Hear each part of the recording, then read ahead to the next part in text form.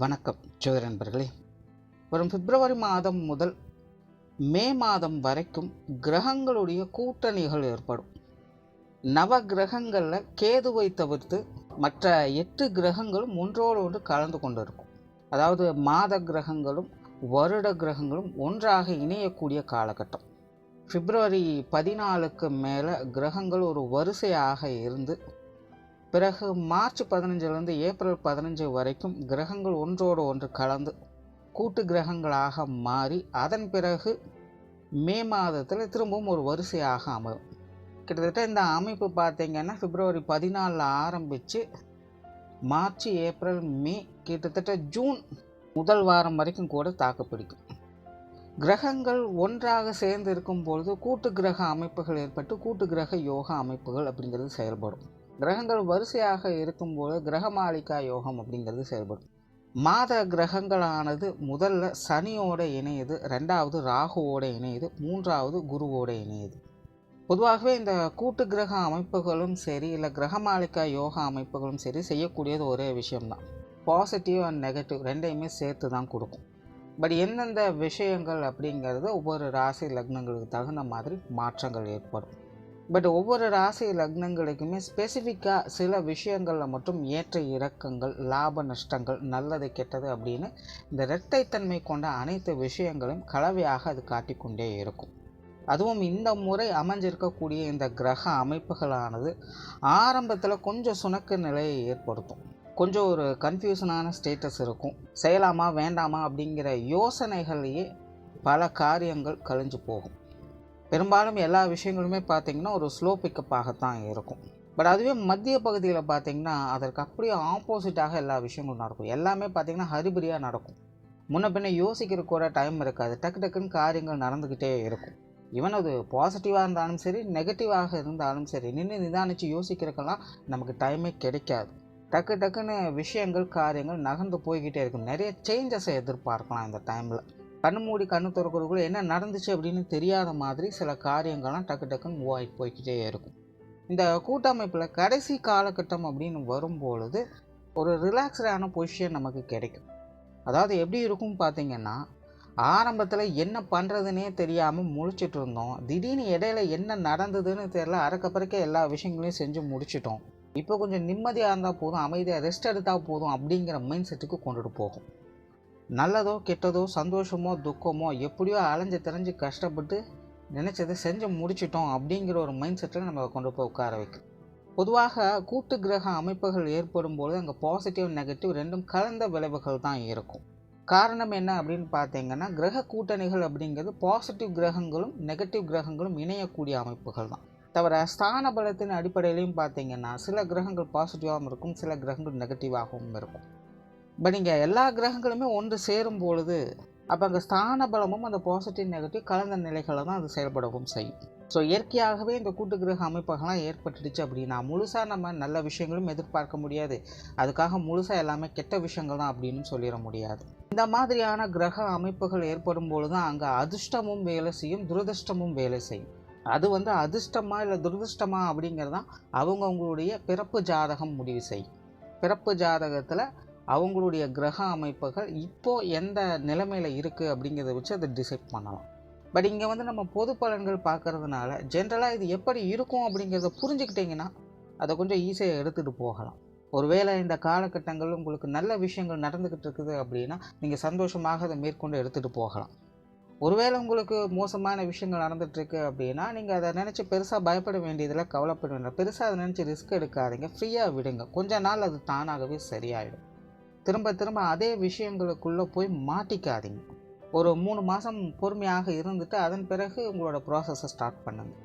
So அதற்கு தகுந்த மாதிரி நீங்கள் கொஞ்சம் ஃப்ளெக்சிபிளாக இருந்துட்டீங்க அப்படின்னா இந்த காலகட்டம் உங்களுக்கு கொஞ்சம் சமாளிக்கக்கூடிய வகையும் சிறப்பான வகையிலும் அமையும். தவிர பொதுவான வகையில் ஒவ்வொரு ராசி லக்னங்களின் வகையில் ஒவ்வொரு ராசிக்கும் ஒவ்வொரு விதமான வகையில் இது ஸ்பெசிஃபிக்காக வேலை செய்யும். அது உங்களுடைய ராசிக்கு என்னென்ன விஷயங்கள் அப்படிங்கிறத மேற்கொண்டு பார்க்கலாம். தவிர இது ராசிக்கு பொருந்துமா இல்லை லக்னத்துக்கு பொருந்துமா அப்படிங்கிற டவுட்டு வேண்டாம். ஏன்னா இது ராசிக்கும் பொருந்தும் லக்னத்துக்கும் பொருந்தும். சிம்மம், சிம்ம ராசி சிம்ம லக்னக்காரங்களுக்கு இந்த 4 மாத காலகட்டங்களானது ரொம்பவுமே மிக்சடான நிலைகளில் தான் செயல்படும். குறிப்பாக சிம்ம ராசி சிம்ம லக்னக்காரங்களுக்கு மறைமுக ஆதாயங்களை பெறக்கூடிய காலகட்டமாக இது அமையுது. அதாவது ஒரு பக்கம் ரொம்பவுமே பிஸியாக இருப்பீங்க, உங்களுக்கு வேலைப்பளு வேலை சுமை அப்படிங்கிறதெல்லாம் அதிகமாக தான் இருக்கும். சில நேரங்களில் கொஞ்சம் கஷ்டமாக கூட இருக்கும், எதுக்கு தான் இதெல்லாம் நம்ம செய்கிறோம் அப்படிங்கிற மாதிரி மனவேதனைகள் கூட அவர் நேரம் வந்து போகத்தான் செய்யும். பட் இருந்தாலுமே அதனுடைய பெனிஃபிட்ஸ் அப்படிங்கிறது ரொம்பவுமே உங்களுக்கு சாதகமான அமைப்புகளை ஏற்படுத்தி கொடுக்கும். அதாவது உங்களுடைய எதிர்காலத்துக்கு தேவையான விஷயங்களை பூர்த்தி செய்யக்கூடிய வகையில் இப்போ ஏற்படக்கூடிய இந்த கஷ்ட நஷ்டங்கள் அப்படிங்கிறது செயல்படும். ஸோ இந்த மறைமுக ஆதாயம் அப்படிங்கிறது அப்படித்தான், டைரெக்டாக பெனிஃபிட்ஸை எதிர்பார்க்க முடியாது. இப்போது செய்யக்கூடிய விஷயங்கள், நடக்கக்கூடிய விஷயங்கள் எல்லாமே ஏதாவது ஒரு காலகட்டத்தில் நமக்கு சாதகமான மாற்றத்தை அது அந்த நேரத்தில் ஏற்படுத்தி கொடுக்கும். ஸோ அந்த மாதிரியான ஒரு காலகட்டம் தான் இந்த சிம்ம ராசி சிம்ம லக்னக்காரங்களுக்கு இந்த கிரக கூட்டணிகளால் அடுத்த 4 மாதங்கள் ஏற்படும். மெயினாக சிம்ம ராசி சிம்ம லக்னக்காரங்களுக்கெல்லாம் வெளி விஷயங்கள் காரியங்களில் இன்ட்ரெஸ்ட் அதிகரிக்கும். மற்றவர்களுக்காக அல்லது மற்றவர்கள் சம்மந்தப்பட்ட விஷயங்களில் தான் அதிகமாக ஈடுபட்டு வருவீங்க. ஸோ மற்றவங்களுடைய சப்போர்ட் அப்படிங்கிறதும் உங்களுக்கு அதிகமாக தேவைப்படும். இந்த காலகட்டங்களில் தனித்து செயல்பட முடியாது. ஸோ யாரோ ஒருத்தருடைய சப்போர்ட் அல்லது தேவைகள் அப்படிங்கிறது உங்களுக்கு தேவைப்பட்டுக்கிட்டு தான் இருக்கும். அதே போல் உங்களுடைய மனமும் பார்த்திங்கன்னா வெளி விஷயங்களில் தான் அதிக நாட்டத்தை ஏற்படுத்தும். இப்போ இந்த காலகட்டங்களில் கம்பேரிஷன் அப்படிங்கிறதும் அதிகமாக ஏற்படும். உங்களை சுற்றி மற்றவங்க எல்லாருமே என்ன பண்ணிக்கிட்டு இருக்காங்க அப்படிங்கிறதும் நீங்கள் அதிகமாக நோட் பண்ண ஆரம்பிப்பீங்க. ஸோ புதிய விஷயங்கள் மற்றும் புதிய காரியங்கள் முயற்சிகள் கடினமாக இருந்தாலும் சாதகமான தன்மைகளை கொடுக்குது. தொழில் வேலை உத்தியோக ரீதியாக கொஞ்சம் பரபரப்பான சூழ்நிலைகள் இருக்கவே செய்யும்.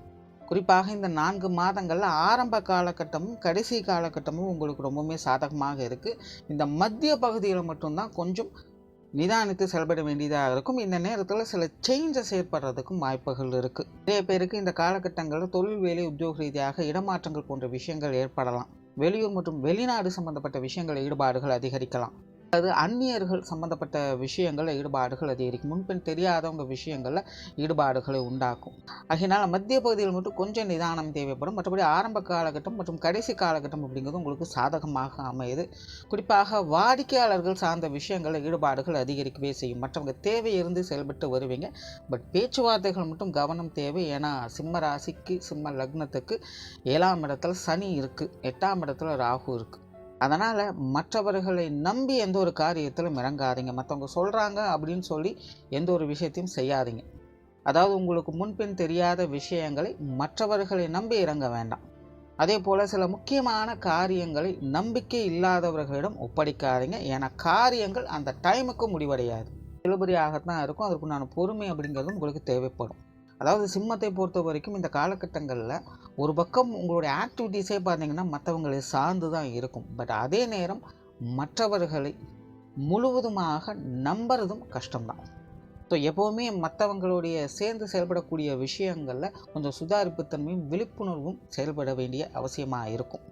பட் இங்கே நல்ல விஷயம் என்ன அப்படின்னு பார்த்தீங்கன்னா, இப்போதைக்கு அது உங்களுக்கு கொஞ்சம் மோசமான விளைவுகளை ஏற்படுத்தினாலும் கூட, அதாவது நீங்கள் கொஞ்சம் கேர்லெஸ்ஸாக இருந்துட்டீங்க, கொஞ்சம் தேவையில்லாத பிரச்சனைகள் ஏற்பட்டுச்சு அப்படின்னாலும் கூட, அந்த நேரத்தில் சில சங்கடங்களை உங்களுக்கு கொடுத்தாலும் கூட, அந்த விஷயங்கள் உங்களுக்கு பிற்காலத்தில் ஏதாவது ஒரு வகையில் ஒரு சாதகமான தன்மைகளை அது ஏற்படுத்தி கொடுக்கும். ஸோ இதுதான் கிரக கூட்டணிகள் உங்களுக்கு கொடுக்கக்கூடிய அந்த யோகா அமைப்பு. அந்த மறைமுக ஆதாயம் அப்படிங்கிறது அப்படி தான், கஷ்டமாக இருந்தாலும் ஒரு டைமில் உங்களுக்கு ரொம்பவுமே சப்போர்ட்ஃபுல்லாக இருக்கும்.